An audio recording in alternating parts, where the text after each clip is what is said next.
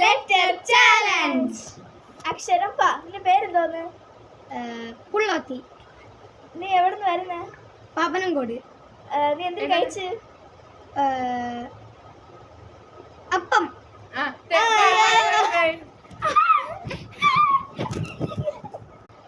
അക്ഷരം മാ.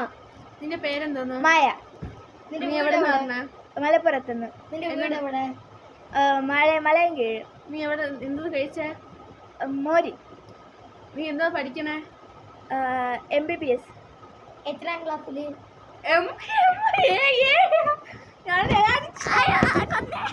അക്ഷരം ത. നിന്റെ പേരെന്തോന്ന്? തനു. എവിടുന്ന് വരണേ? തൃശ്ശൂർ. എന്തിനു കഴിച്ച്?